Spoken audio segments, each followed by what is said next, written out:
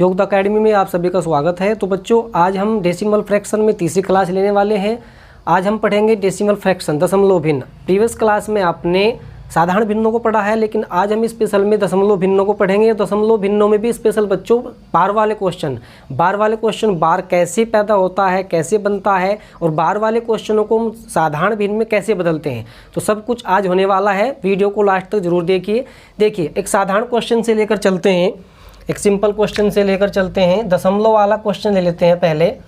एक simple question हमारे सामने है, 0.64 गुना में है 2.4 और फिर गुना में दिया हुआ है 1.4, ठीक है, और बटे में डिवाइड में दिया हुआ है 0.07, फिर है 0.08 और फिर है 1.2 है और फिर 0.2 है।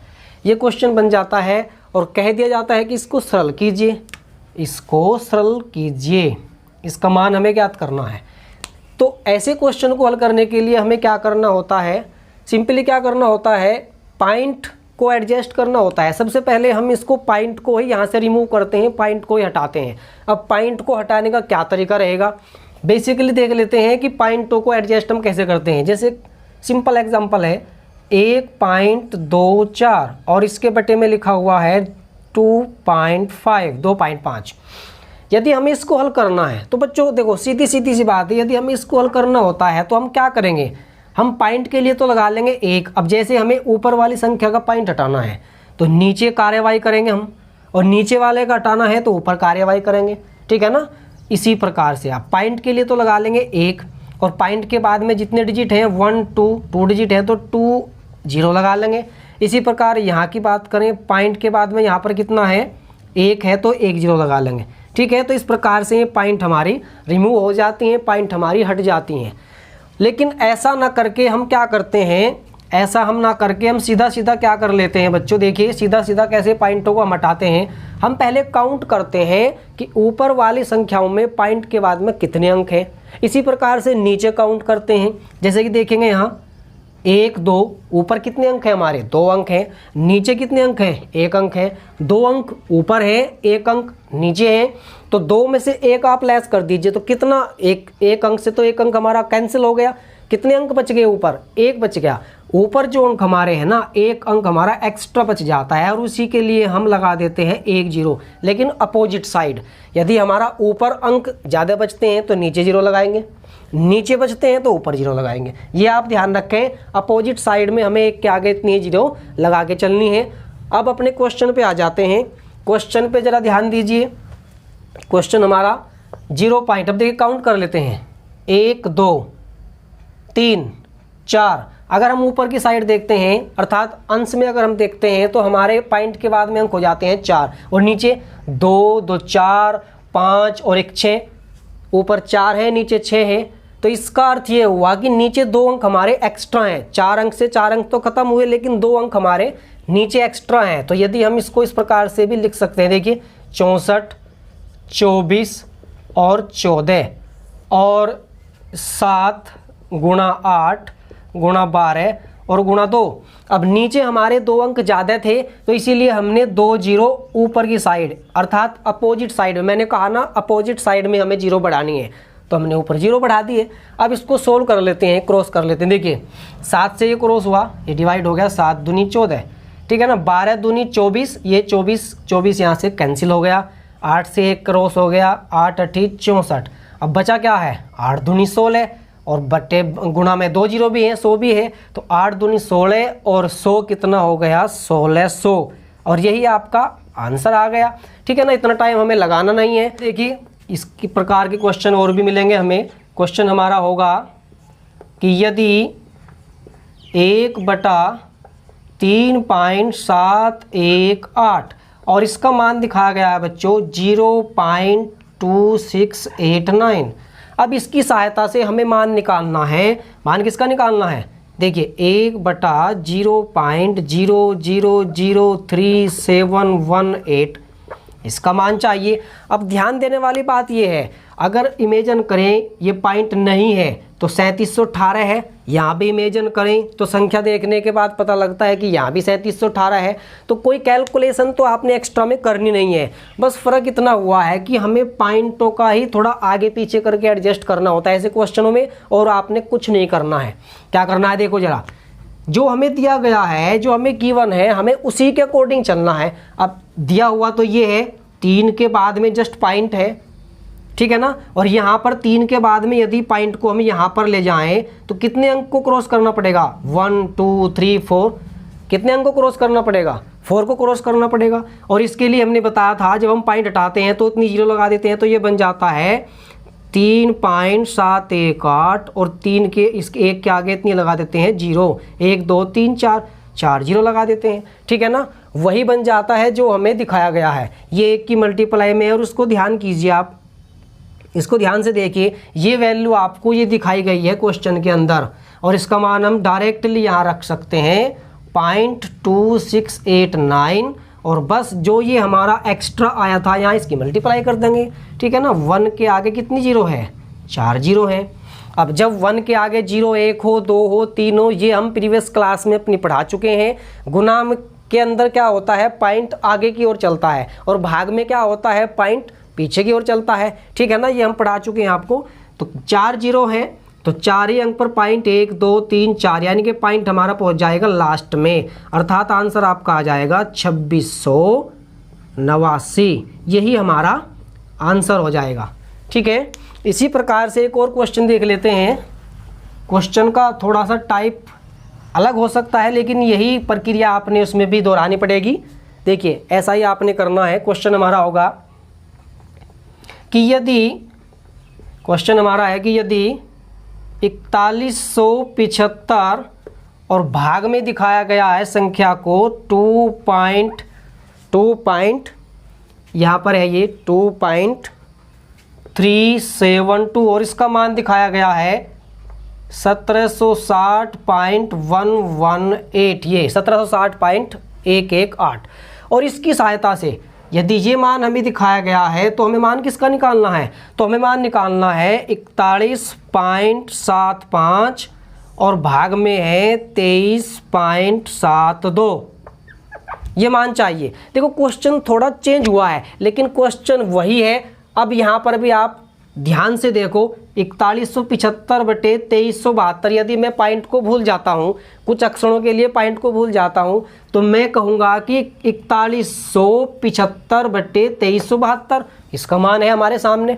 और यहाँ पर देखिए 4175/2372 इसका मान हमें निकालना है, ठीक है, इसका मान हमें निकालना है।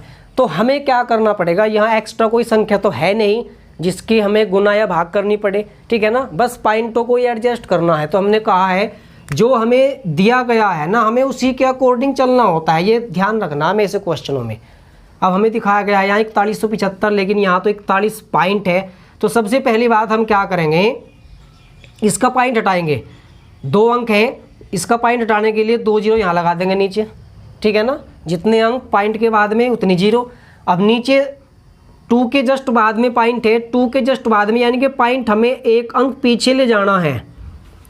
अगर हमें पॉइंट को 1 अंक पीछे ले जाना है तो हमें 1 जीरो और बढ़ानी पड़ेगी, ठीक है ना। तो इसको इस प्रकार से लिखेंगे, यहाँ देख लीजिए 4175 हो गया, और ये लिखा जाएगा 2.372, 1 जीरो और बढ़ा देंगे इसमें, ये हो जाएगा 1000। कितना हो जाएगा, 1000 हो जाएगा।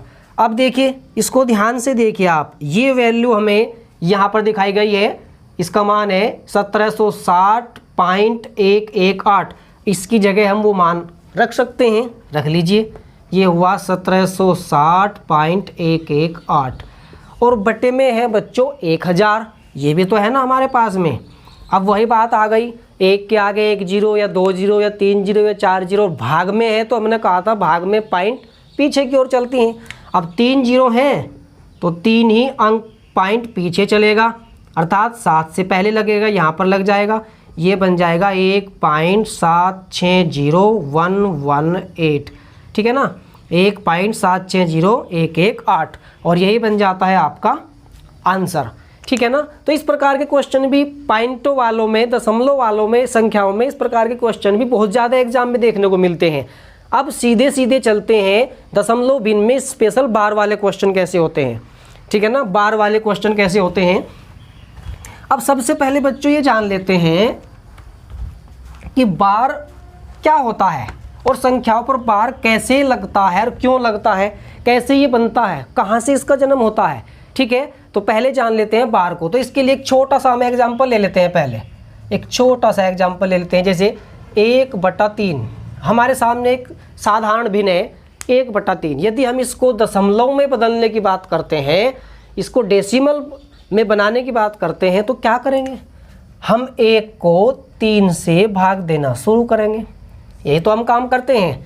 अब जब 1 पर टेबल हमारा नहीं चलता है तो क्या करेंगे, 0 लगा देंगे।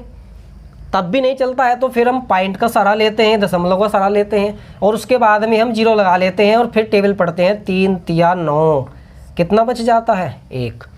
1 पर टेबल नहीं चलता, पॉइंट लग रहा है तो फिर 0 बढ़ा लेते हैं, 0 ले गया, 3 तिया 9, फिर 1 बच गया रिमाइंडर में, फिर से वही कहानी, पॉइंट लग रहा है 0 फिर बढ़ा लेंगे, फिर 3 तिया 9, फिर 1 बच गया। तो मतलब कहने का अर्थ ये हुआ बच्चों, तो इसी प्रकार से चलता रहेगा। अर्थात जब इसका मान हम यहाँ पर लिखेंगे तो ये बन जाता है 0.33333। इसी प्रकार कोई सीमा नहीं है, आगे तक यही चलता रहेगा, 0.33 ही चलता रहेगा आगे तक, ठीक है। तो इसको इस प्रकार से ना लिखकर इसको हम इस प्रकार से लिख देते हैं 0.3, क्योंकि ये बार बार आ रहा है। ध्यान दीजिए यहाँ पर मेरी बात पर, ये बार बार आ रहा है और इसकी कोई सीमा भी नहीं है। 33333 बार बार आ रहा है, इसी को बोलते हैं हम बार, आवर्त भी कहते हैं इसको, इसी को हम बोल देते हैं बार। एक लाइन से खींच देते हैं संख्या के ऊपर। या फिर बच्चों इसको इस प्रकार से भी, कभी कभी क्वेश्चन में ये इस प्रकार से भी लिखा हुआ मिलेगा आपको, 0.3 के ऊपर मिल जाएगा एक बिंदु सा लिखा हुआ, ये बिंदु सा, इसको हम कहते हैं आवर्त, ठीक है। इसको क्या कहते हैं, आवर्त, और इसको कहते हैं हम बार, ठीक है ना। दोनों की एक ही बात है, आवर्त का मतलब भी वही है, बार का मतलब भी वही है, बार बार आना, ठीक है ना। तो जिस संख्या के ऊपर, जिस अंक के ऊपर ये बार या ये बिंदु आपको दिखाई देगा ना, तो समझ लेना कि उसकी आवृत्ति बार बार हो रही है, अर्थात वो रिपीट होके चल रहा है बार बार बार बार, ठीक है ना। ये होता है आपका आवर्त।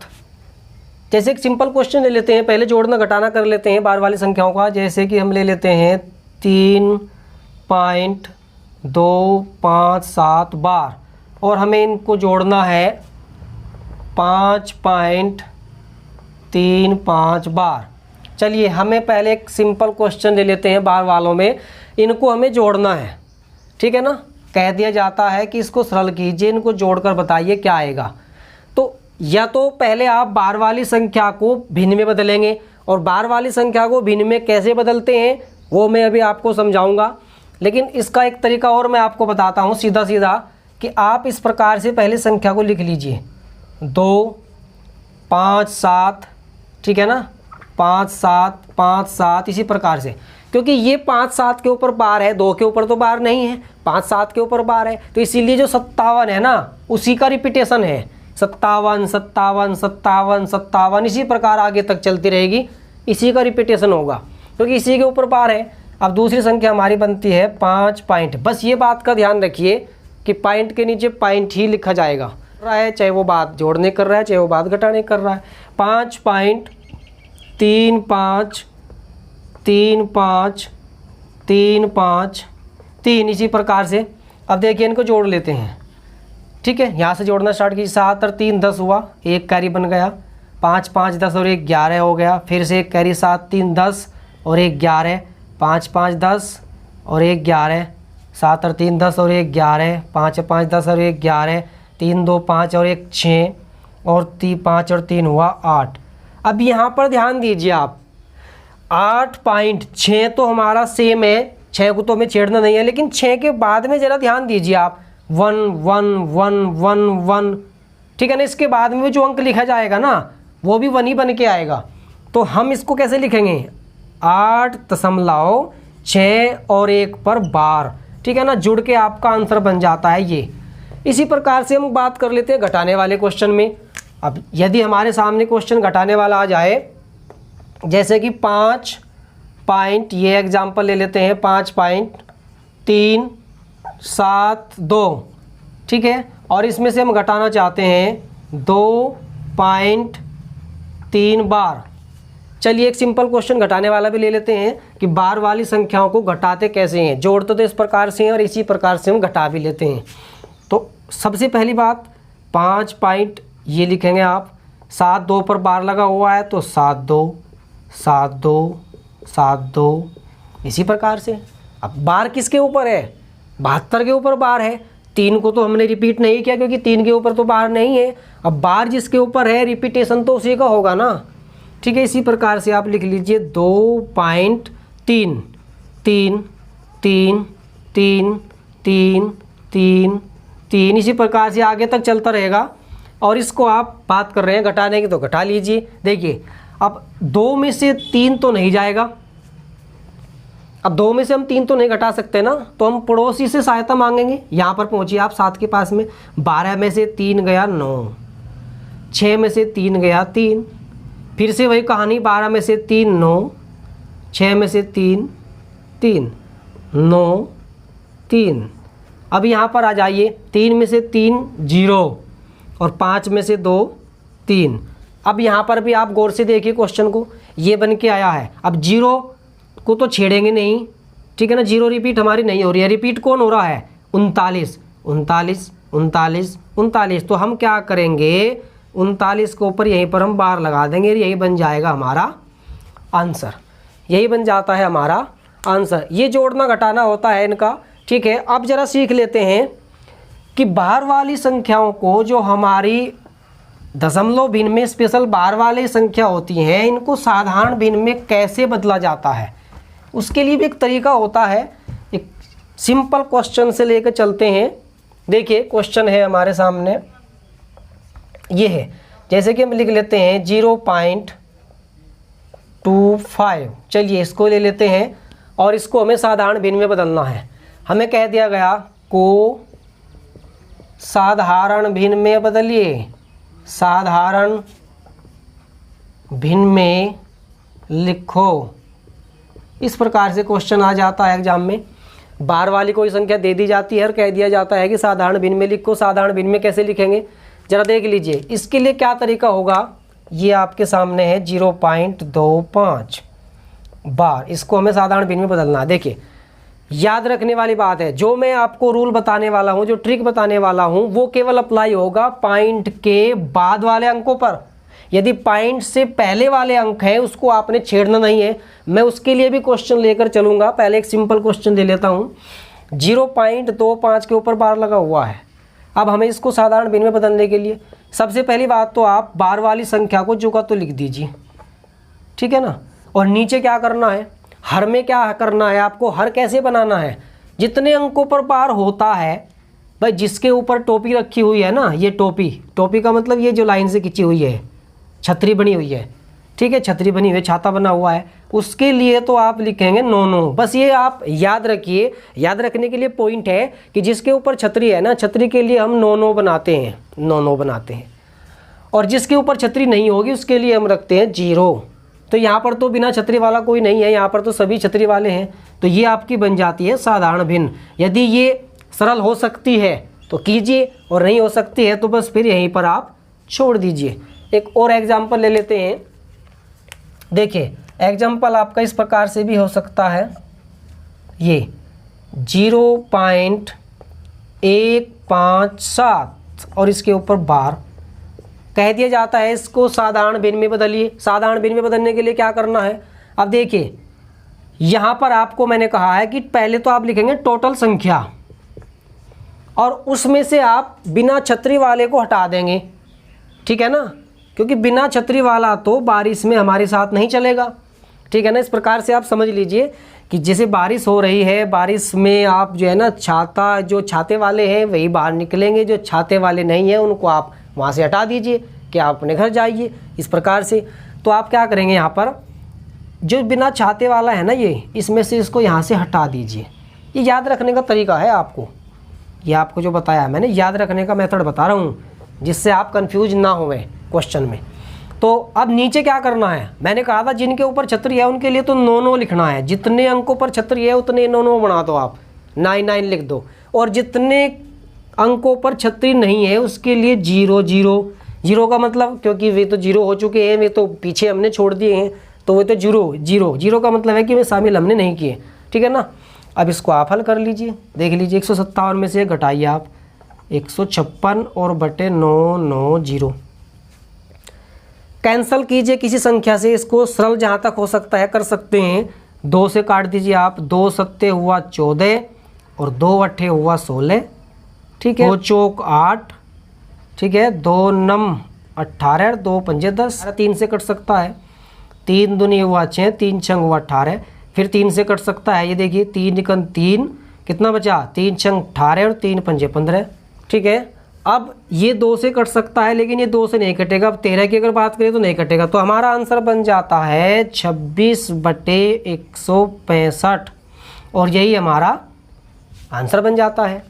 अब क्वेश्चन हमारा इस प्रकार से भी तो हो सकता है, एग्जाम्पल हमारा इस प्रकार से भी तो हो सकता है कि दिखा दिया 2.136 के ऊपर बार और कह दिया गया ऐसे साधारण भिन्न में बदलिए। भाई पॉइंट से पहले भी तो कोई संख्या दे सकता है, और यदि इस प्रकार का क्वेश्चन आपके सामने होगा कि पॉइंट से पहले भी कोई संख्या है, तो देखिए इस प्रकार के क्वेश्चन को कैसे करेंगे, साधारण भिन्न में कैसे बदलेंगे। इसको तो आपने छेड़ना नहीं है, मैंने पहले ही कहा है जो भी रूल हम अप्लाई कर रहे हैं ना वो हम पॉइंट के बाद वाले अंकों पर अप्लाई कर रहे हैं। पॉइंट से पहले वाले अंकों को आपने नहीं छेड़ना है, इसको हम बाद में एडजस्ट करते हैं, जोड़ देते हैं। फिलहाल इसी पर चलते हैं। 3 6 पर बार है तो पहले क्या करेंगे, पूरी संख्या को हम लिख लेंगे और जो छतरी के बिना नहीं है उसको हम यहाँ से हटा देंगे। अब बनाते हैं इसका हर। हर के लिए जितनी छतरी उतने 9, ठीक है, और जितनी छतरी नहीं है उतनी 0। तो ये बन जाती है 135 और बटे 990, 135 और बटे 990। अब यदि ये हल हो सकता हो तो आप हल भी कर सकते हैं, ठीक है। देखिए 9 1 9 हुआ और 9 पंजे 45 और 9 से इसको काट लीजिए आप 110 बार। 9 1 9 9 1 9, ये बन जाता है 15/110। अब 0 है लास्ट में, यहाँ भी 5 है तो 5 से आप इसको क्रॉस कर सकते हैं। 5 तिया 15, 5 से इसको काट सकते होगा, यहाँ 22 पंजे हुआ 110, ठीक है। 22 पंजे 110 हुआ। अब ये 3/22 आगे सरल नहीं होगा, ठीक है ना, ये इसकी शॉर्ट फॉर्म बन गई। तो इसको आंसर लिखने से पहले आप इसको भी ध्यान रखिए कि इसके साथ में ये भी जुड़ा हुआ है, हमारा रिश्तेदार ये भी है भाई, यहाँ पर बैठा हुआ है, इसको मत भूलना है। तो क्या करना है, 2 इसके साथ में रखना है, तो 2 सही 3/22 ये आपका बन जाता है आंसर, ठीक है ना, ये आपका आंसर बन जाता है। अब देखिए क्वेश्चन जरा और भी देख लीजिए बार वालों में, बार वाले क्वेश्चन में और भी देख लेते हैं कुछ क्वेश्चन। ये तो सिंपल क्वेश्चन है कि हम बार वाले संख्याओं को भिन्नों में कैसे बदलते हैं, ठीक है ना। अब क्वेश्चन जरा और भी देख लीजिए। इस प्रकार से आपका क्वेश्चन हो सकता है कि 0.2 का बार है, 0.3 का बार है, और यहाँ पर दिखा दिया आपको 0.32 का बार है, दोनों पर बार है, और कह दिया गया कि इसको हल कीजिए, इसको हल कीजिए। तो हल कैसे करेंगे भाई बच्चों, फिर से वही बात है। अब यदि आप इसको भिन्न में बदलेंगे भाई 2/9 बन जाएगी, और ये बन जाएगी 3/9, और ये बन जाएगी यहाँ 32/99।